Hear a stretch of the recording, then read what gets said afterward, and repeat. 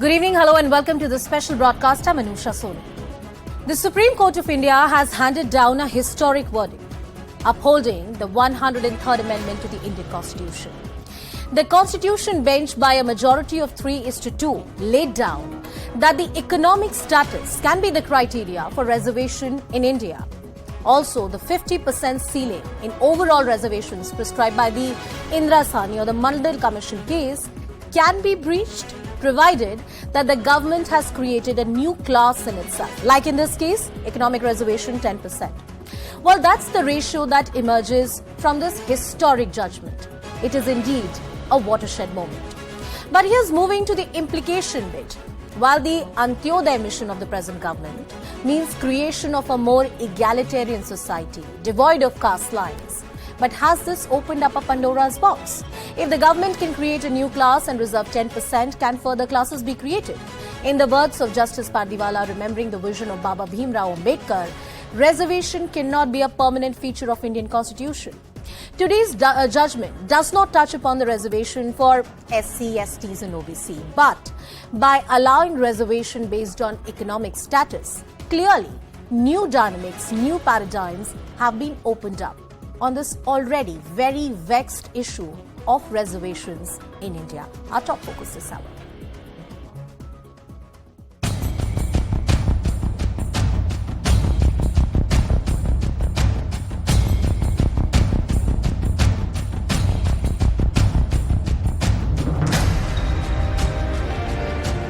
माननीय supreme court का कहना है कि ये जो EWS कैटेगरी है, ये कहीं से भी जो कास्ट बेस्ड रिजर्वेशन है उसको कॉन्फ्लिक्ट नहीं करता, ये किसी भी कॉन्स्टिट्यूशन का वायलेशन नहीं करता, आर्टिकल 14 का वायलेशन नहीं करता।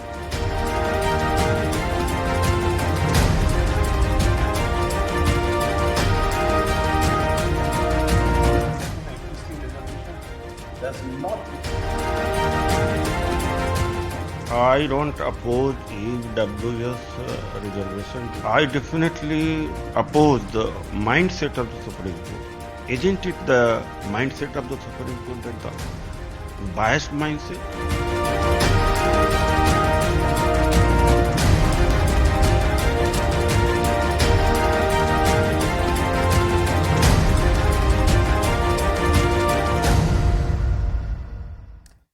Well, there are some judgments that come from the top court of the country that are a watershed moment. This one is indeed one of them because it upholds a change in Part 3 of the Indian Constitution. A pro-poor quota has been upheld. And what does it mean when you give reservation based on economic status? Many would say this facet was not known to Indian Constitution, at least in the basic structure or in Part 3 of the Indian Constitution. Quota on the basis of one's economic status is good in law. It's not violative of the basic structure of the Indian Constitution. Quota for economically weaker section doesn't violate the Constitution. It is in line with various judgments and the Constitution bench judgments of the Supreme Court. Centre can create a new class for reservation. The central government said, Indira Sahni, 50% ceiling only for SC, ST, OBC. 3 classes. This is a new class that we are creating. We have the power to do that.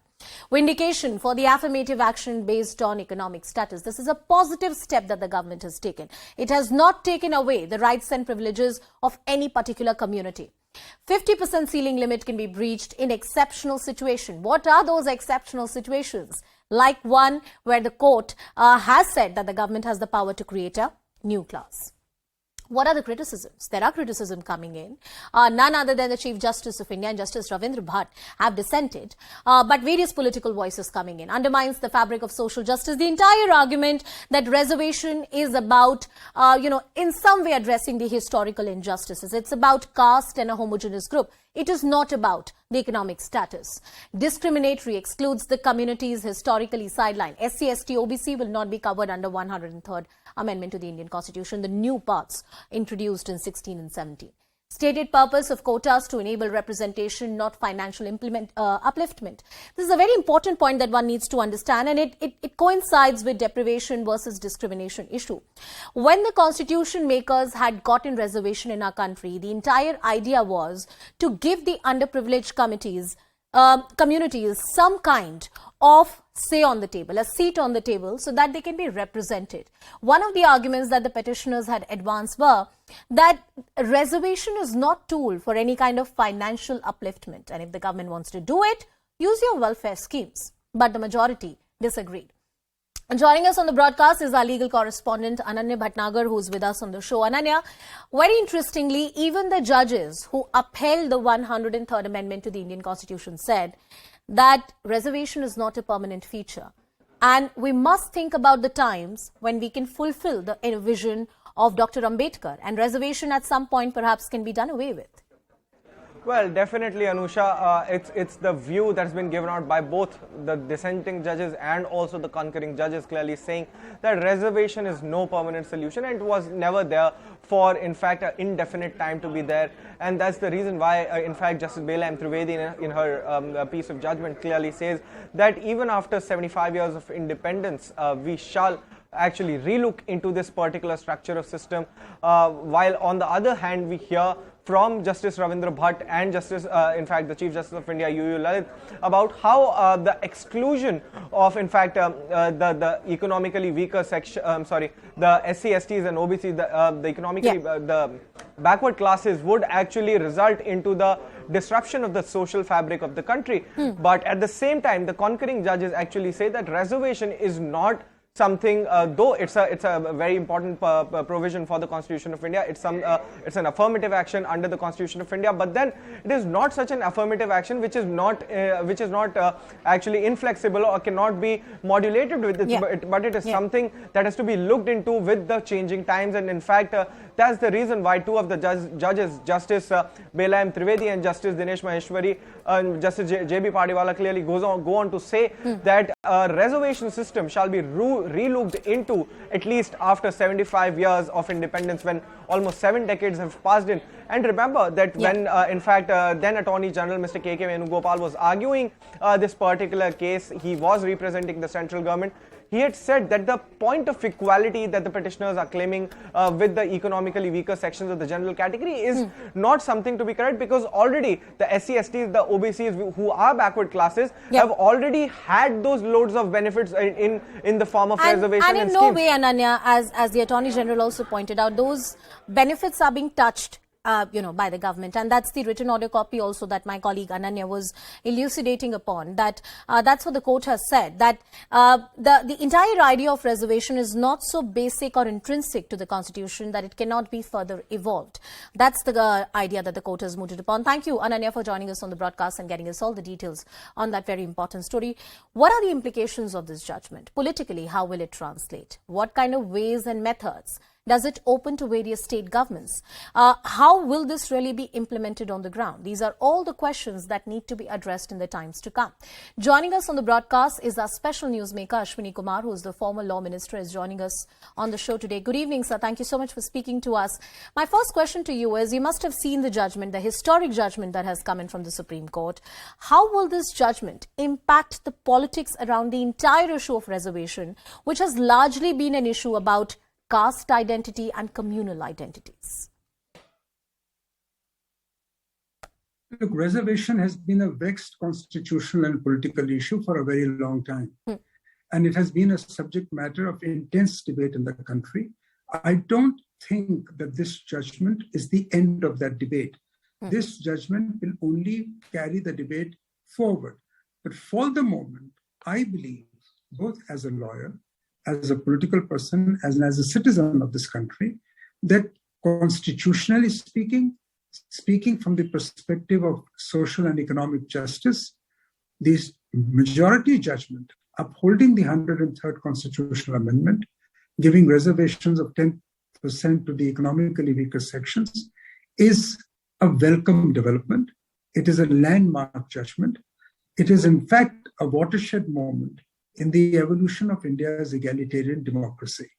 My considered view, and as objective as one can be, is that the Supreme Court has recognized the principle that economic backwardness or economic disability is the worst disabler.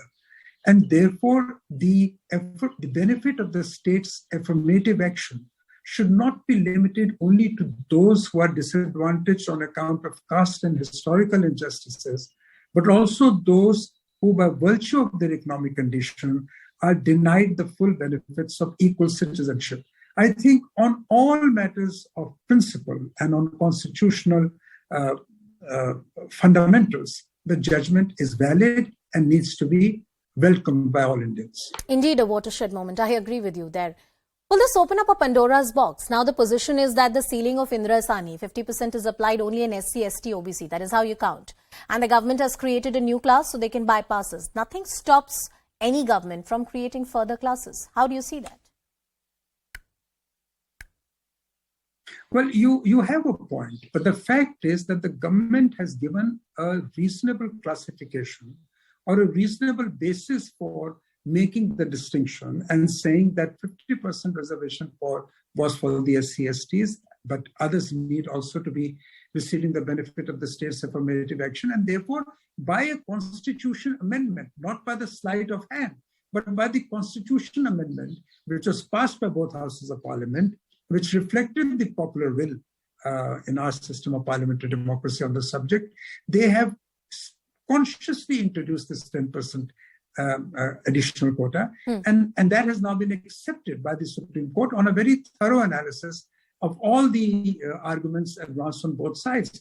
And therefore, for the moment, I think we should be content with this judgment. By all means, this is not the end of the debate. Indeed. As you rightly ask, people may say, well, why 60%, why not 70%, and so forth and so on. Yeah. At the end of the day, policy decisions of such moment are taken by democratically elected governments based upon their assessment of how the people of a country think on a subject. And therefore, although there is no finality to these things, we are always in a state of progressive evolution.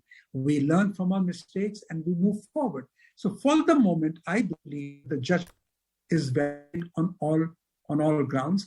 Whether this will lead to a political debate and will fuel political passions, I can't say at this point of time. But yes, I agree that this is not the end of the debate. The debate will continue.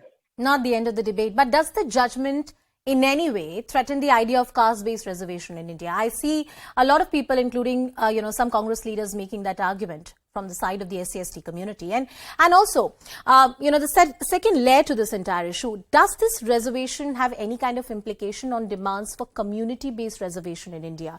I mean, is there a direct or an indirect way where political ambitions or political necessities may use this judgment as their own tool? Well, I don't think it is the end. It is the beginning of the end of the caste-based reservations. Given the reality and the social structures of Indian society, I don't think that you can do away with the caste-based reservation. But yes, this is a movement in the direction which treats economically disadvantaged people, irrespective of which caste they belong to, as a part of one class. And to that extent, it is a progressive development. Now, as far as community-based reservations is concerned, it is also a vexed question. We have seen recent judgments of the Supreme Court. In some places, based upon the census, they have agreed to include certain communities as backward communities. Now, that's an altogether different subject. Who is entitled to be considered as the backward community? That's a matter of census. That's a matter of numbers. That's a matter of economic and social criteria. That's a debate which is slightly different from the one we are discussing today. But as I said, there are no final answers to these vexed questions. This is a vexed constitutional and political debate. At the end of the day, let us not forget that in a parliamentary democracy, the will of the majority reflected through their representatives in parliament has to prevail. That is a fundamental principle of parliamentary democracy. The fundamental principle of parliamentary democracy versus the Supreme Court being the final arbiter of the Indian Constitution. Sir, thank you so much for joining us on the broadcast. Always a pleasure to speak to you. That's the question that we take to our guest as well. This is a watershed moment in Indian Constitution. This is a big judgment coming in from the Supreme Court. Is this exclusivist in some way because it excludes certain communities, or this is a move towards a more egalitarian society, as Mr. Ashwini Kumar was really arguing? Let's now get our guest also into this entire discussion. Charu Pragya, who's the spokesperson of the BJP, is joining us on the broadcast. Shakti Yadav, who's the spokesperson of the RJD. Namit Saxena is a lawyer at the Supreme Court of India. And Virag Gupta, who's a constitutional expert, is joining us on the show. Charu, there have been certain critical voices after the Supreme Court judgment. You have parties like RJD and DMK which have criticized today's judgment and said this in some way jeopardizes the entire idea of reservation that was emphasized by our forefathers who drafted this wonderful constitution. What do you have to say to all those critics? So I think this is a great step forward, and it is a big victory for Modi ji's vision for economic justice and social equality. Because the way this entire reservation was envisaged, it was to give an opportunity to those people who were left behind because of an economic discrimination and no other reason. If they are capable, if they have the ability to study more, be there for higher education, apply for better jobs, why should they be left behind? Only because of this one consideration. And also the Supreme Court has said something wonderful today. It has said that you cannot treat unequals as equals. Yep. And this is basically the fundamental on which they have based their judgment today. Yep. So today's judgment does not take away from the benefits given to any other backward class in India. It only adds to it. It only adds another class to it, which is separate, which is independent, and the number of seats are being increased everywhere. So it is a win-win in all ways. I also want to remind everyone that when this bill was introduced in Parliament, it was supported by most opposition parties, including the Congress. So debating it today, trying to find fault with it today, when the Supreme Court has given a stamp of approval to that, is unfair, and this is like I said, a step forward for India's society.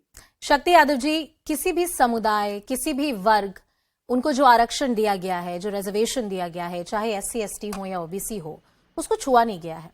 वो जो 50% ceiling है इंदिरा सानी की, वो वैसी की वैसी है, और वो जो सारे बेनिफिट्स मिलते रहे इतने सालों से, वो मिलते रहेंगे। सरकार का कहना है कि we are creating a new class. हम चाहते हैं कि इकोनॉमिकली वीकर सेक्शंस को भी, जिनके पास पैसे नहीं है या संसाधन नहीं है, उनको जाति के बेसिस पे नहीं मगर उनकी आर्थिक स्थिति के मद्देनजर किसी ना किसी तरीके की मदद दी जाए। क्या दिक्कत हो सकती है इस आइडिया से? शक्ति यादव जी।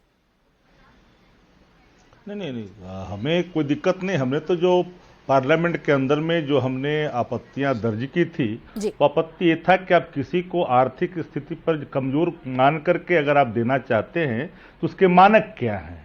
तो मानक होनी चाहिए। जिस मानक की चर्चा हम कर रहे थे उस पर तो कहीं ना कहीं एक तरह से मुहर लगी है। और मैं दूसरी बात ये कहना चाहता हूँ कि एक सीलिंग भी हटी है।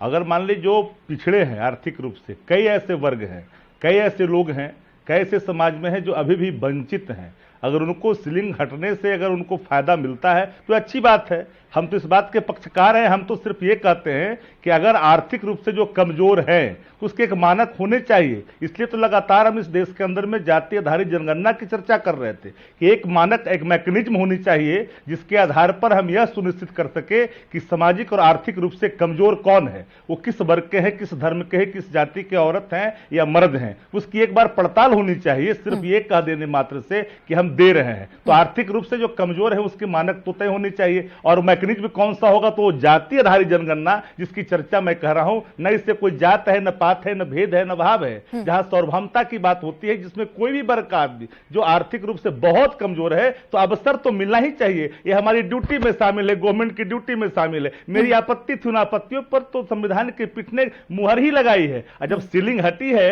इंदिरा सहनी की सीलिंग जब हटेगी तो स्वाभाविक तौर पर और अवसर मिलेंगे और हम उसी की चर्चा करते हैं और लगातार उस पर हम बल देने का काम भी कर रहे हैं। हम तो इस बात के पक्षकार रहे हैं। जिस मुद्दे की आप बात कर रहे हैं, इंदिरा सानी की सीलिंग क्या हट गई है? आई थिंक इस पूरे जजमेंट के बाद सबसे बड़ा मुद्दा यह है कि इंदिरा सानी की जो 50% रेखा थी, जो खींची गई थी, कि आप इसको पार नहीं कर सकते। ऐसे कौन से हालात हैं जिनमें उसको पार किया जा सकता है? एक तो हमें पता है जब सरकार एक नया वर्ग बना दे, you create a new class and that's when you can go above the 50% ceiling which has been mandated by the Supreme Court. Namit Saxena, I'm coming to you. Looking at this judgment, what does it tell us about the line, the Lakshman Rekha that Indira Sani judgment had drawn? Do not exceed 50%. But this time the court is saying if there is a new class or a category that has been created with a reasonable nexus, you can breach that ceiling. See, what the Supreme Court does is, there are two concepts in law. One is a class within a class and second a class apart. Yeah. What the Supreme Court in this judgment says is that, that this 10% EWS quota will not breach the 50% quota is one. Second, that 50%, the 50% limit is not inflexible in nature. This is particularly very important. Third, what the Supreme Court says is that only on the basis of economic criteria, you can, give reservation, because this is affirmative action by the government in nature. Also, what Mr. Shakti Yadav pointed out, that there are no parameters of what EWS category would be. This is incorrect. The EWS category is very well defined. It will be, below gross household income collectively, below 8 lakh. You can't have, in notified areas, non-notified areas, particular land in nature.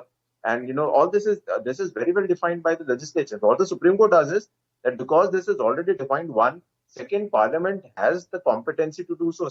And third, that, that economic criteria can be the basis of doing it. So they have said that this is okay. This does not, alter the basic structure of the Constitution. The basic structure remains as it is. So this is not violative of the basic structure. I'll reiterate the question to you, and I'm just trying to simplify for our viewers, because often the message gets lost in the legal jargons that you and I keep talking about, when it comes to the 50% ceiling, there was a reason that Indira Sahni had put in that ceiling, because you do need to have healthy competition in this country outside the, entire premise of SC, ST, OBC or any other privileges that the government wants to accord to certain communities. When you create a new class, and yes, the government has the right to do so, Supreme Court has put a stamp, but where does it stop?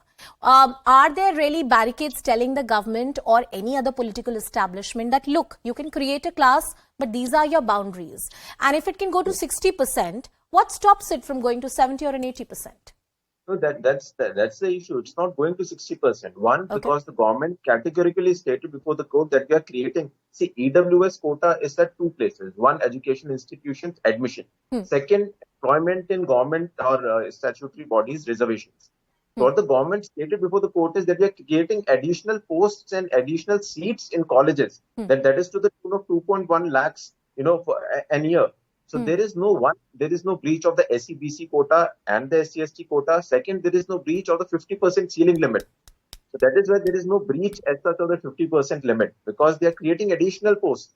And they're creating, this is not a class within a class strictly. That is where Article 14 But Naman, I disagree there, because, just now the order copy has come out, and in some places the judgment does read and recognize how you're going beyond 50% if you're creating a special class. I mean, subject to more details churning out of that entire judgment. Viragji, I'm coming to you.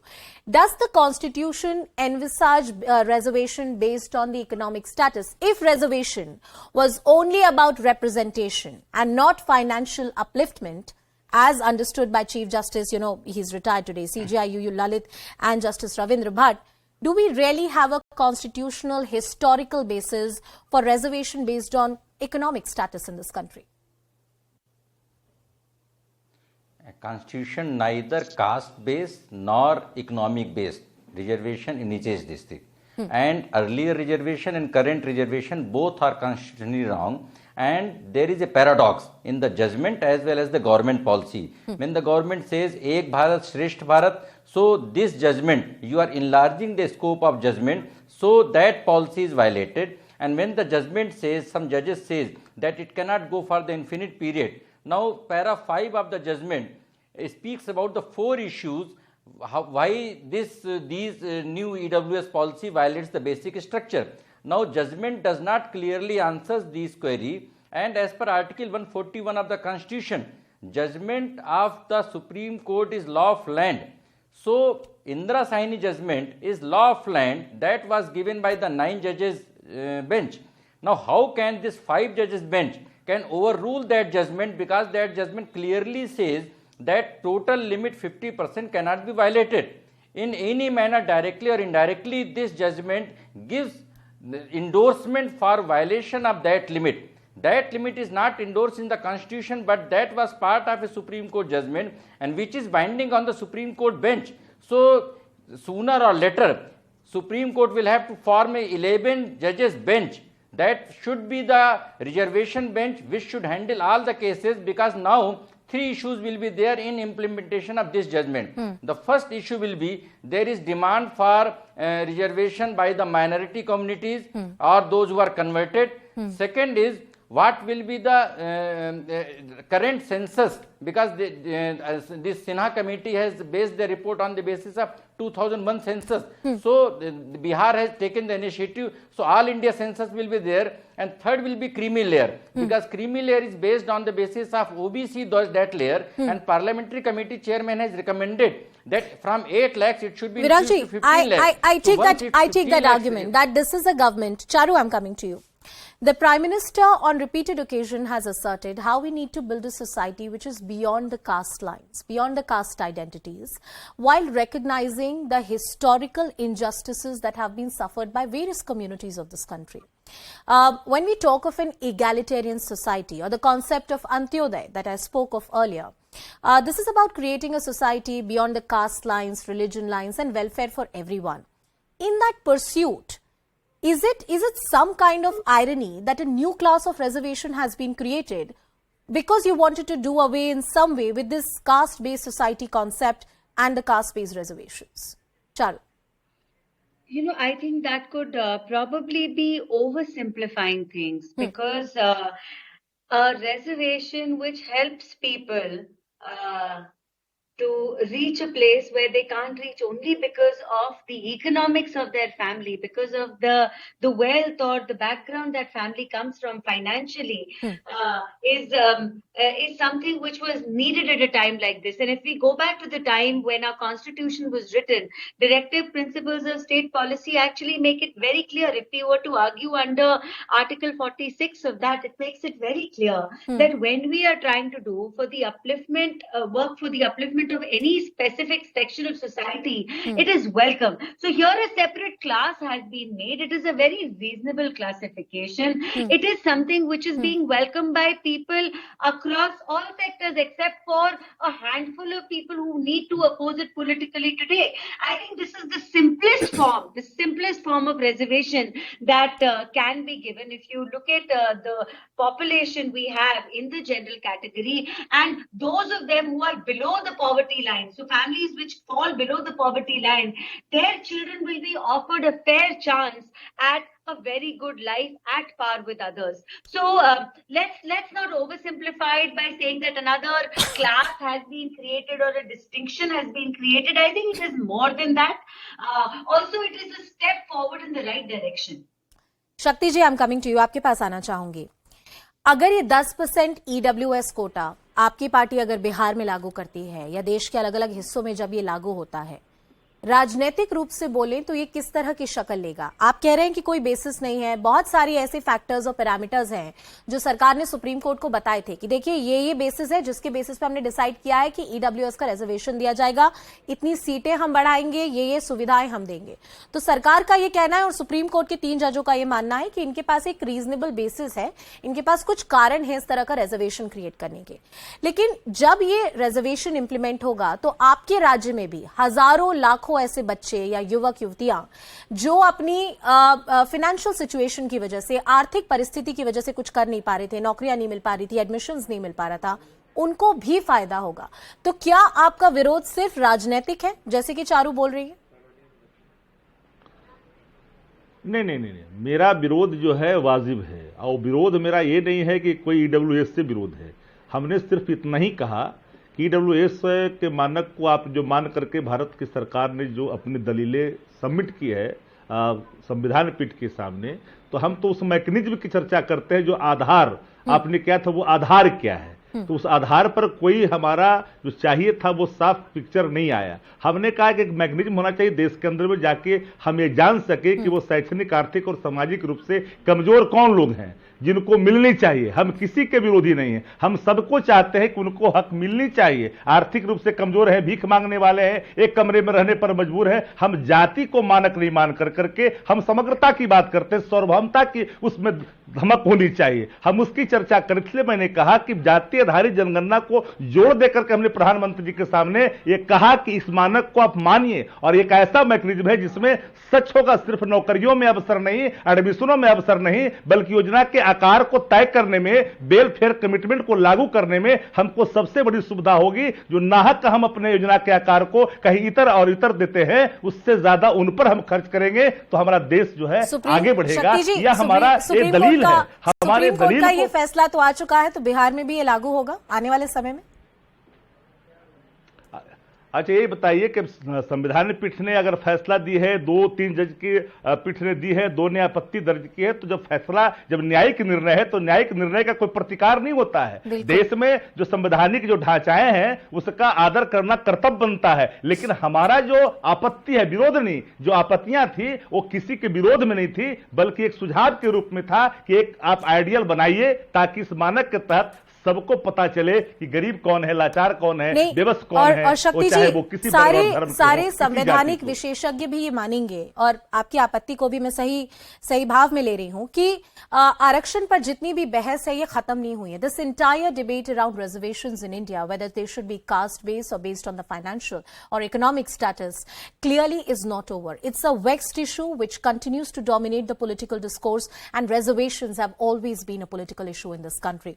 Well, Charu Pragya, Shakti Yadav, Namit Saxena and Virag Gupta, thank you all for joining us on the broadcast. That order copy is out, roughly a 400-page judgment. It will tell us more about the Indra Sani judgment and the implications of it in the times to come. With that, it's a wrap. My colleague Poonam joins you on the other side.